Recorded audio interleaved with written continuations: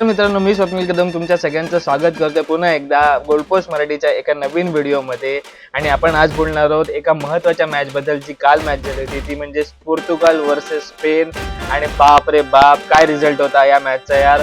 1-0 ने स्पेनने हरवून टाकलेलं पोर्तुगालला. पोर्तुगाल या वर्ल्ड कपच्या बाहेर गेलेली आहे मित्रांनो. बाप रे बाप, खूप काही आहे बोलण्यासारखं या मॅचबद्दल. रोनाल्डो दादा, त्यांचा शेवटचा वर्ल्ड कप होता, शेवटची मॅच होती ही काल.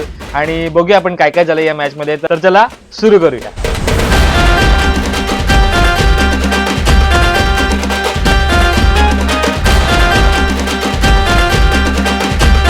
कालची मॅच झाली होती ती एकदम म्हणजे सुरुवातीपासून असं वाटत होती काहीतरी रटाळ मॅच चालू आहे यार. म्हणजे दोन्ही टीम पण ट्राय करत होते, दोन्ही टीम पण फेल होत होते. म्हणजे असं काही वेगळं, असं काही नवीन असं दिसण्यासारखं नव्हतं या मॅच मध्ये. काही एक्साइटमेंट अशी काही होतीच नव्हती या मॅच मध्ये, आणि काही होतच नव्हतं. दोन्ही पण टीम ट्राय करत होत्या, आपला बेस्ट द्यायचा ट्राय करत होत्या, पण कुठे ना कुठे त्या दोन्ही टीमला काही समजतच नव्हतं. स्पेनची टीम ही रेग्युलर स्पेनची टीम वाटतच नव्हती, जी 2-3-4 मॅच खेळून आतापर्यंत आलेली आहे ग्रुप स्टेज नंतर. आणि आतापर्यंत खूप वेगळी टीम वाटत होती. या वेळेला पोर्तुगालची टीम ही असं वाटत होती की म्हणजे असं टूथलेस टीम वाटत होती. म्हणजे काही काही इंटेन्शनच नव्हतं, म्हणजे काही अटॅकच नव्हता त्यांचा. आणि असं वाटत होतं की काही म्हणजे काही जीवच नव्हता या पोर्तुगालच्या टीम मध्ये. आणि काही म्हणजे समजण्यासारखं नव्हतं की तुमची ही वर्ल्ड कपची मॅच आहे ही कुठेच वाटत नव्हती. पोर्तुगालला काल खूप छान चान्स होता, कारण कालचा दिवस हा स्पेनचा नव्हता मित्रांनो. आणि कालचा दिवस हा पोर्तुगालने इझिली काढून टाकला असता आणि इझिली ही मॅच जिंकू शकले असते. कारण स्पेनची अटॅक स्पेनचा जो होता ना, तो एकदम वीक वाटत होता. कारण जेव्हा जेव्हा बॉल फायनल थर्ड मध्ये येत होता, पोर्तुगालच्या बॉक्समध्ये येत होता, तेव्हा स्पेनचा कुठलाही अटॅकिंग असा थ्रेट वाटतच नव्हता. एक साइडने फक्त लमिन यमाल ट्राय करत होता. डॅनी ओल्मोचा गेम हा ठीकठाक होता कालचा, पण फिनिशिंग जी काही होती ना, ती काही वाटतच नव्हती. आणि फायनल थर्ड मध्ये जेव्हा बॉल येत होता, क्रॉसेस येत होते त्यांचे, तेव्हा फिनिश करायला स्पेनच्या टीम मधून कोणी नव्हतंच तिकडे बॉक्समध्ये, आणि कोणी फिनिशच नाही केला. नाही तर इझिली 2-3 चान्स तरी इझिली झाले असते. पहिला हाफ हा असाच गेला. आय गेस पोर्तुगालने 2-3 शॉट्स घेतले आणि त्यातला एखाद ऑन टार्गेट होता. आणि स्पेनने एक 4-5 शॉट्स घेतले, त्यातले 2-3 टार्गेट वरती होते. एक खूप खतरनाक वाला ओयारझबालने ट्राय केला होता, तो फिनिश त्याला करता नाही आला, नाही तर मॅच ही कधीच संपली असती कदाचित. आणि काही जीवच नव्हता या स्पेनच्या टीम मध्ये सुद्धा, कारण काल असं वाटत होतं ही कुठली तरी वेगळीच स्पेन खेळते. त्याच वेळेला पोर्तुगालच्या बाजूने जर बोललो तर काल विटेनिया ब्रुनो यांचा पण गेम तसाच वाटत होता, ऑर्डिनरीच वाटत होता. काही असा जीव नव्हता या गेम मध्ये सुद्धा त्यांचा. ब्रुनो थोडा थोडा पॅचेस मध्ये चांगला वाटत होता, पण अगेन सेम जी पोर्तुगालचा प्रॉब्लेम आधीपासून होता ना, तो सेमच प्रॉब्लेम आता पण दिसलेला आहे मित्रांनो. की त्यांना फिनिशच करता येत नाहीये. त्यांच्याकडे एवढी वर्ल्ड क्लास मिडफील्ड आहे तुमच्याकडे जगातली. जेव्हा तुमच्याकडे ब्रुनो फर्नांडिस, विटेनिया, जाओ नेवेस आणि समेडो आणि कोण कोण खेळताय तुमच्याकडे, एवढी बाप मिडफील्ड असताना सुद्धा जेव्हा तुमच्याकडे फिनिश तुम्हाला करता येत नाहीये, आणि तुम्हाला हा वर्ल्ड कप कॅम्पेन हा असाच गेलेला आहे सगळ्यांचा. सो त्याच्यामुळे कुठे ना कुठे भरपूर क्वेश्चन्स आहेत. रॉबर्टो मार्टिनेस त्याने सांगितलेलं आहे की त्याचा शेवटचा गेम होता हा काल, त्याने रेजिग्नेशन टाकलेलं आहे पोर्तुगालच्या मॅनेजरियल पदावरून. सो त्याच्यामुळे आता खूप क्वेश्चन्स होते रॉबर्टो मार्टिनेज वरती सुद्धा, कारण त्याचे पण जे काही डिसिजन्स होते ते खूप क्वेश्चनेबल होते. त्याने काल रफाएल लिओला पण स्टार्ट केलं नव्हतं, नंतर आलेला होता रफाएल लिओ. त्याने पण थोडाफार ट्राय केला. कुठला एक प्लेअर जर तुम्ही असं बोललात जो पोर्तुगालच्या टीम मध्ये खूप चांगला खेळत होता, तो एकच होता, तो म्हणजे नुनो मेंडिस. त्याचा गेम हा नेहमीसारखाच टॉप राहिला होता. त्याने एका साईडने लमिन यमालला थांबवून ठेवलं होतं. लमिन यमालने फक्त एक डुएल जिंकलं होतं कालच्या पूर्ण मॅच मध्ये नुनो मेंडिसच्या अगेन्स्ट. पण त्याच्यानंतर तो सुद्धा सबस्टिट्यूट झाला. त्याला एक इंजुरी झाली एक अनफॉर्च्युनेटली, आणि त्याच्यानंतर अख्खा गेम बदलून टाकला स्पेनने. आणि स्पेनने त्याच्यानंतर मग मागे बघितलंच नाही, कारण त्याच्यानंतर ट्राय केला स्पेनने सुद्धा खूप. लमिन यमालने पण खूप ट्राय केला. एका साईडने त्याचे क्रॉसेस चांगले यायला लागले, कारण त्याच्या जागी जो समेडो आला त्याने पण ट्राय केला लमिन यमालला थांबवायला. पण अगेन स्पेन बिन स्पेन, त्यांचा गेमच काल तसा होता की आपण थांबून राहूया, पेशंट राहूया, आणि एक चान्स मिळेल, एक चान्स देणार पोर्तुगालची टीम, आणि ती आपण कन्वर्ट करूया. तेच झालेलं आहे शेवटी.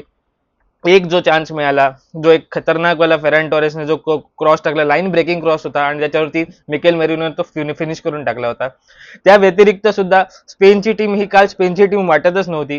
त्याच्यामुळे पोर्तुगालला कालचा दिवस हा खूप खूप खूप महत्वाचा होता. आणि कालचा त्यांना चान्स पण मिळाला होता की ही स्पेन जी चांगली खेळत नव्हती यांच्या अगेन्स्ट हा गेम काढून टाकण्याचा चान्स होता. पण पोर्तुगाल काहीच नाही करता आलं. त्यांचे रोटेशन्स पण त्यांचे बरोबर व्यवस्थित झाले नव्हते. रॉबर्टो मार्टिनेस कडे पण खूप, कारण हा तोच मॅनेजर आहे जो बेल्जियम सारख्या टीमची वाट लावून आला होता आणि आता याने जवळपास पोर्तुगालच्या टीमची पण वाट लावून टाकली. रोनाल्डोचा शेवटचा वर्ल्ड कप होता हा आणि त्याला हा फिनिश करता आला नाही. ही खूप खूप खूप मोठी वाईट गोष्ट आहे रोनाल्डोसाठी, रोनाल्डोच्या फॅनसाठी, आमच्या सगळ्यांसाठी. कारण आपण सगळ्यांना कुठेतरी वाटत होतं की ती एक गोष्ट जी रोनाल्डोकडे नाहीये, वर्ल्ड कपची ट्रॉफी, ती त्याने जिंकावी आणि ते सुद्धा झालेलं नाहीये. रोनाल्डोने खूप प्रयत्न केले. कालचा दिवस पण हा रोनाल्डोचा ओके ओकेच होता. त्याच्यामुळे असं काही भरपूर असं काही त्याने वाव परफॉर्मन्स दिला नव्हता. पण अजून जर त्याला चांगली साथ दिली असती तर त्याने चांगला फिनिश केला असता. कारण जाओ फिलिक्सचा गेम काल हा खूप चांगला होता. जाओ फिलिक्सने एका साईडने फ्लँक वरतून क्रॉस टाकण्याचा प्रयत्न केला. त्यातला एक क्रॉस रोनाल्डोने चांगला टच पण केला होता. पण अगेन फिनिश करता आलेलं नाही कोणाला. हा, काय बोलायचं यार आता या मॅच बद्दल. कारण खूप डिसअपॉइंटिंग मॅच होती. एका साईडने जर तुम्ही न्यूट्रल्स आहात, जर तुम्ही स्पेनचे पण किंवा पोर्तुगालचे पण फॅन्स नाही तर तुमच्यासाठी ही मॅच खूप बोरिंग वाटली असणार. कारण काही होतच नव्हतं, काही जीवच नव्हता या मॅच मध्ये. सेकंड हाफ मध्ये पण. आणि सगळ्यात मोठी गोष्ट वाईट ही मला वाटली की जेव्हा सेकंड हाफला गोल पडला, 90+1 मिनिटला मिकेल मरिनोचा गोल पडला, पण त्याच्यानंतर काही घाई वाटत नव्हती पोर्तुगालच्या टीम मध्ये. कारण पोर्तुगालच्या टीमला समजलं की तुमच्या टीमच्या अगेन्स्ट एक गोल पडलाय तर तुम्हाला काहीतरी घाई करावी लागेल, त्याच्यानंतर तुम्हाला क्रॉसेस टाकावे लागतील, काहीतरी करावं लागेल. पण त्यानंतर सुद्धा पोर्तुगालची टीम ही खूप वाईटच खेळली, खूप आरामात खेळत होते. तोच त्यांचा रोटेशन पॅटर्न होता की पुढे जायचं, जेव्हा बॉल मिळेल तेव्हा पुढे जायचं, त्याच्यानंतर परत बॅक पास करायचा. हा काय गेम होता? म्हणजे याच्यामध्ये काही तथ्यच नव्हतं या गेम मध्ये पोर्तुगालच्या. आणि जेव्हा तुमच्याकडे एवढी क्लास, म्हणजे ऑन पेपर जर तुम्ही बघितलं गेलात तर ही पोर्तुगालची टीम ही one of the best team आहे अख्ख्या वर्ल्ड कप मध्ये. म्हणजे जेवढ्या टीम खेळल्या त्याच्यापैकी ही सगळ्यात बेस्ट टीम आहे ऑन पेपर तरी. आणि तरी सुद्धा तुम्हाला काही करता नाही आलं तर कुठे ना कुठे खूप खूप खूप जास्त क्वेश्चन्स हे येणार आहेत मीडिया समोर. रोनाल्डोने पण सांगितलेलं आहे की त्याचा शेवटचा वर्ल्ड कप आहे, त्याच्यामुळे आता याच्यानंतर रोनाल्डो पोर्तुगालच्या त्या 7 नंबरच्या जर्सीमध्ये दिसणार नाहीये. ही खूप वाईट गोष्ट आहे आणि खूप सॅड गोष्ट आहे पोर्तुगालच्या फॅनसाठी. नुसतं पोर्तुगालच्या फॅनसाठी नाही, पण ओव्हरऑल जेवढे फुटबॉलचे फॅन्स आहेत त्यांच्यासाठी पण ही खूप वाईट गोष्ट आहे. सो त्याच्यामुळे खूप खूप वाईट वाटतंय रोनाल्डोसाठी स्पेशली. कारण तो सगळ्यात जास्त जर कोणी डिझर्व करतोय या पोर्तुगालच्या टीम मध्ये वर्ल्ड कप तर तो रोनाल्डोच आहे. आणि त्याच्या करिअरमध्ये आता वर्ल्ड कप हा नसणार आहे. सो त्याच्यामुळे ही गोष्ट खूप वाईट आहे. पण स्पेनसाठी पण खूप जास्त क्वेश्चन्स आहेत पुढच्या मॅचेसमध्ये साठी. कारण स्पेनची टीम ही आज जर अशी खेळत राहिली, आजच्यासारखी खेळत राहिली तर याच्या पुढे स्पेनचा प्रवास खूप खडतर राहणार आहे. कारण एका साईडने बेल्जियम आलेली आहे पुढे, कारण पुढची मॅच ही बेल्जियम सोबत होणार आहे स्पेनची. आणि त्याच्यामध्ये बेल्जियम खूप चांगला परफॉर्मन्स करून आली आहे. ती कुठेतरी एक खुन्नस काढलेली आहे बेल्जियमने सगळ्या फुटबॉलिंग फॅन्सची युएसए बरोबर. कारण एक कॉन्ट्रोवर्सी झाली होती ते बोलोगनच्या रेड कार्ड वरती आणि जवळपास सगळ्याच टीमने, जेवढे फुटबॉलचे फॅन्स सगळ्यांनी विरोध केला होता. डोनाल्ड ट्रम्प त्यांनी काहीतरी स्टेटमेंट टाकलं होतं की हा रेड कार्ड नव्हता म्हणून. पण अगेन जो फिफाचा डिसिजन आहे तो पण त्यांनी बदलून टाकला होता, जी काही चुकीची गोष्ट आहे. मला ही बरोबर वाटत नव्हती, ऍटलिस्ट आम्हाला तरी. सो त्याच्यामुळे कुठे ना कुठे बेल्जियम ही खुन्नस घेऊन खेळत होती आणि बेल्जियमने ही खुन्नस काढून ही मॅच जिंकलेली आहे. आणि मॅच जिंकली म्हणजे नुसती जिंकली नाही, 4-1च्या तगड्या मार्जिनने जिंकलेली आहे ही मॅच. सो त्याच्यामुळे कालचा गेम हा खूप खूप भारी झाला होता बेल्जियमचा सुद्धा. कारण खूप ब्रेव्ह डिसिजन घेतले होते मॅनेजरने सुद्धा. कारण डोकूला स्टार्ट केलं नव्हतं काल, केविन डिब्रुयने याला स्टार्ट केलं नव्हतं. त्यांनी फक्त रनर्स टाकले होते की जे पळतील, पेसवरती पळतील, आणि त्याचा फायदा झाला बेल्जियमच्या टीमला. आणि त्यांनी कडकवाल्या मार्जिनने हा गोल मारला होता. शेवटचा जो गोल होता रोमेलू लुकाकूने.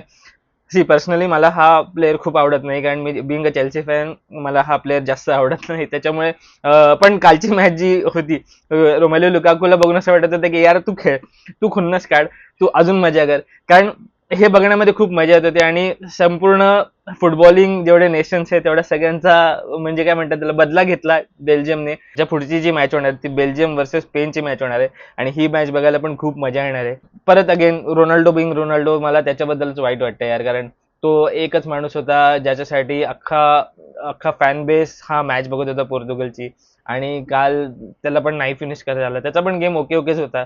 सो त्याच्यामुळे त्या गोष्टीबद्दल खूप एक वाईट आहे. आता येणाऱ्या ज्या मॅचेस होतील त्या पण खूप इंटरेस्टिंग होणार आहे. कारण आज ऑलमोस्ट राऊंड ऑफ 16ची शेवटची मॅच होणार आहे, शेवटच्या 2 मॅचेस होणार आहेत. एक होणार आहे अर्जेंटिना वर्सेस इजिप्त, ती मॅच बघायला पण खूप मजा येणार आहे, कारण किंग मोहम्मद साला वर्सेस लिओनेल मेसी ही बॅटल बघायला मिळणार आहे सगळ्यांना, त्याच्यामुळे त्याच्यामध्ये पण खूप मजा येणार आहे. दुसरी जी मॅच होणार आहे ती कोलंबियाची मॅच होणार आहे. सो त्याच्यामुळे या दोन्ही मॅचमधून जो कोणी जिंकेल ते दोघं एकत्र खेळणार आहे. सो त्याच्यामुळे ती सुद्धा बघायला मिळेल. कुठेतरी असं रुटीनमध्ये आहे की अर्जेंटिना ही मॅच जिंकेल आणि कोलंबिया बरोबर ही त्यांची क्वार्टर फायनल्स मध्ये मॅच खेळतील.